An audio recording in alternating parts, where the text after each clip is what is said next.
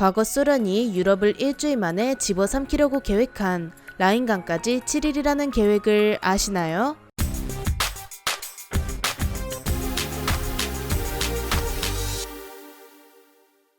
안녕하세요, 지식스토리입니다. 이번에는 과거 소련이 계획했던 공포스러운 계획이자 제3차 세계대전을 준비했던 계획에 대해 알아볼 텐데요. 제1차 세계대전과 제2차 세계대전, 세계대전이라는 이름이 붙은 전쟁들은 기존의 전쟁들과는 차원이 다른 규모였습니다. 과거에도 십자군 전쟁이나 칭기즈칸의 세계 정벌이라든지 정말 넓은 지역에 걸쳐 많은 사람들이 희생된 전쟁은 많았는데요. 하지만 이런 전쟁들이 아무리 엄청나다 할지라도 어디까지나 전선 근처의 사람들과 군인에게만 영향을 미쳤습니다. 후방에 있는 사람들은 전쟁이 일어나든지 말든지 삶의 변화는 크게 없었던 것이었죠. 하지만 제1차 세계대전을 시작으로 전쟁터의 범위는 하나의 대륙을 넘어 세계로 뻗어갔습니다. 그리고 모든 국가는 총력전을 펼쳤죠. 이 전쟁의 결과는 모두가 알고 있듯 미국과 소련, 영국이 전쟁에서 승리했고 독일과 일본을 중심으로 한 국가들이 패배했습니다. 이후 전쟁에 대한 국가들의 사고방식 자체가 바뀌게 되는데요.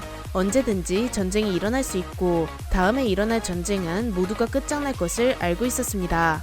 게다가 제2차 세계대전에 종지부를 찍은 것이 바로 핵폭탄이었기 때문에 그 긴장감은 더했습니다. 이후 냉전에 접어들고 미국은 소련 세력을 저지할 목적으로 북대서양 조약기구 나토를 결성하게 됩니다. 1949년에 창설된 나토는 미국, 캐나다, 영국, 프랑스, 덴마크, 벨기에, 아이슬란드, 이탈리아, 룩셈부르크, 네덜란드, 노르웨이, 포르투갈이 함께해 정말 거대한 조직을 꾸려 소련을 압박했습니다. 이후 1952년엔 그리스와 터키, 1955년에는 서독까지 참가했습니다. 미국이 이런 군사 동맹을 꾸리자 소련도 이에 맞서 엄청난 조직을 만들어냅니다. 바로 바르샤바 조약기구의 탄생이었죠. 여기엔 소련을 중심으로 폴란드, 동독, 체코, 헝가리, 루마니아, 불가리아, 알바니아로 이루어진 거대한 군사 동맹을 탄생시킵니다. 이 거대한 두 조직은 공통점이 하나 있는데요. 조직에 가입한 한 국가가 전쟁 상태로 돌입하게 된다면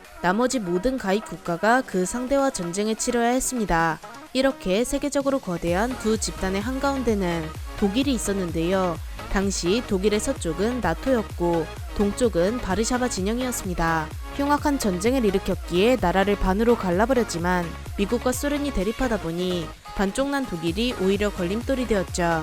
냉전의 최전선이다 보니 나토나 바르샤바 모두 동독과 서독을 집어삼킬 기회만 엿보고 있었습니다. 즉 앞으로 두 집단 간에 전쟁이 발생한다면 열의 9은 독일에서 발발할 것이 불보듯 뻔했습니다. 이렇게 양대 산맥이 대립을 이루고 있었지만 사실상 바르샤바 조약기구는 나토에 비해 열세였는데요. 풍부한 자원과 광활한 영토를 기반으로 한 소련이었지만 미국도 자원과 영토는 넘쳐났습니다. 게다가 미국은 소련의 2배에 달하는 인구를 보유하고 있었고 자본주의를 기반으로 한 경제체제 덕분에 엄청난 국력을 자랑하고 있었습니다. 게다가 영국이나 프랑스, 서독과 같이 나토에 포함된 국가 하나하나가 엄청나게 강력했죠. 바르샤바 조약기구의 육군 전력만을 본다면 나토의 모든 육군보다 강력한 수준이었지만 육군을 제외한 해군과 공군의 전력은 많이 부족했죠. 그렇기에 소련에게는 나토를 대항하기 위한 치밀한 계획이 필요했습니다. 강력한 경제력을 기반으로 한 나토가 동독을 점령하기 위해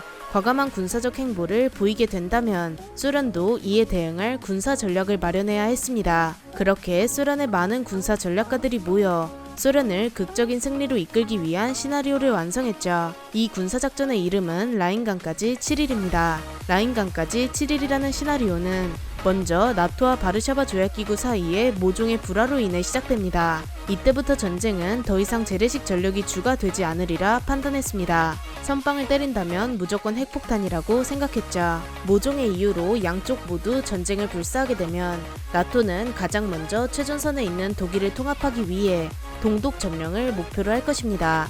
하지만 동독을 공격하면 분명히 소련군이 도우러 올 것이기에 미국은 소련에서 동독으로 오는 길목인 폴란드에 수십 발의 핵공격을 감행할 것입니다. 이 핵공격이 감행된다면 폴란드의 전 국토는 폐허가 될 것이고 200만 명의 폴란드인이 즉사할 것으로 예상되었죠. 그렇게 된다면 소련은 이에 대한 보복으로 이제 핵공격을 개시할 수 있게 됩니다. 이 상황에서 소련이 운용할 수 있는 핵폭탄은 수십 발에 달하며 위력을 모두 합하면 7.5 메가톤에 달합니다. 7.5 메가톤이면 히로시마에 떨어진 원자 폭탄의 무려 500배에 달하는 위력이죠. 이런 엄청난 위력의 핵폭탄을 과연 어디에 떨어뜨릴까요? 독일을 중심으로 전쟁이 벌어지니 서독의 공격을 감행하는 것이 최우선이지만 소련은 조금 다르게 생각했습니다.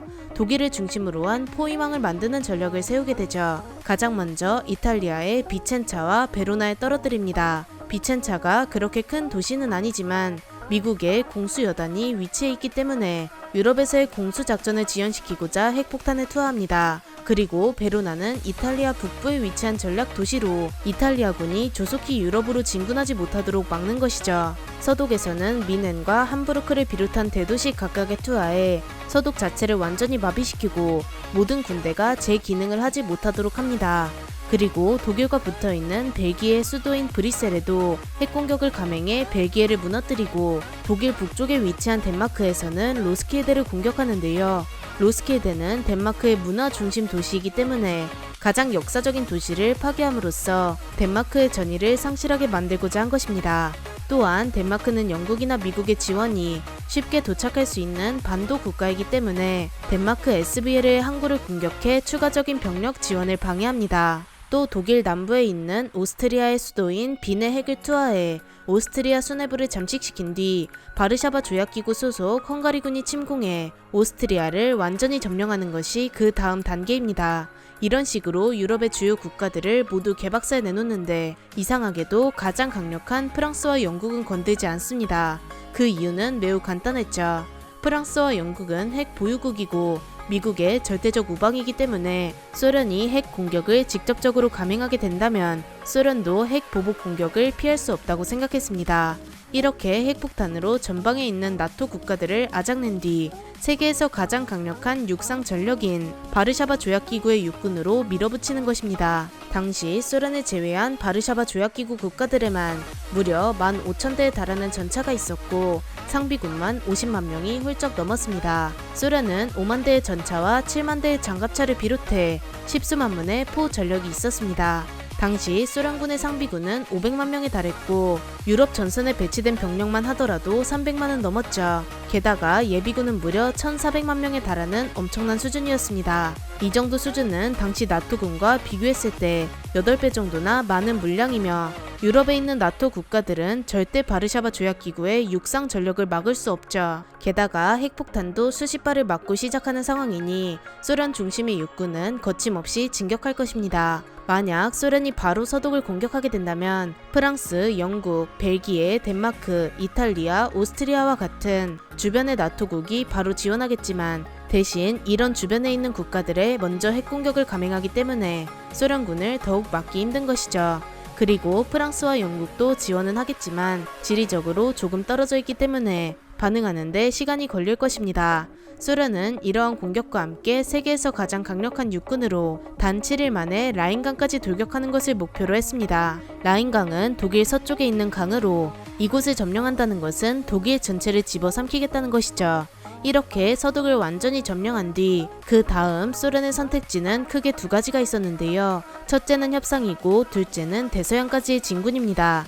핵전쟁을 일으키는 것을 빌미로 영국과 프랑스와의 협상을 통해 유리한 결과를 이끌어내는 것인데 중부 유럽을 소련의 영토로 편입하는 내용과 전쟁을 시작한 나토 측에 대한 막대한 전쟁 배상금 요구가 협상의 요구 조건일 것으로 예상됩니다. 서독을 비롯한 유럽의 많은 나라들이 개박살이 난 것을 본 영국과 프랑스는 소련에게 유리하게끔 협상할 확률이 커집니다. 두 번째는 소련이 불바다가 되는 것을 감수하더라도 프랑스를 함락시키고 대서양 해안까지 진격하는 것입니다. 이때 소련 병력의 상당수는 방사능에 피폭되었을 것이기 때문에 방사능 피폭 증상이 일어나 사망하기 전인 5일 동안 프랑스를 점령하는 것이 목표입니다. 5일 동안 다시 핵폭탄을 프랑스 각지에 투하하고 방사능에 피폭된 병사들을 최전방에 내세우는 것인데요. 병사들의 목숨은 전혀 고려하지 않은 작전이죠. 이렇게 된다면 당연히 프랑스를 지키기 위해 미국과 영국이 소련에게 핵을 투하할 것이고 자연스럽게 전쟁은 미국을 비롯한 세계 각국이 참여하는 제3차 세계대전으로 확전될 것입니다. 실제 냉전 시기에 제3차 세계대전이 벌어졌다면 이와 비슷한 양상으로 서로가 대응했으리라 예상됩니다. 다행인 것은 이 작전이 실행되려면 미국의 선제 공격이라는 조건이 있어야 했기에 냉전 동안 실행되지 않을 수 있었습니다. 물론 실행되었다고 해도 소련의 시나리오대로 흘러가게끔 미국이 가만히 있진 않았겠지만 말이죠. 이렇게 핵폭탄을 이용해 유럽을 집어삼키는 소련의 라인강까지 7일 작전을 알아보았는데요. 영상을 재밌게 보셨다면 구독과 좋아요 부탁드립니다. 감사합니다. 지식스토리였습니다.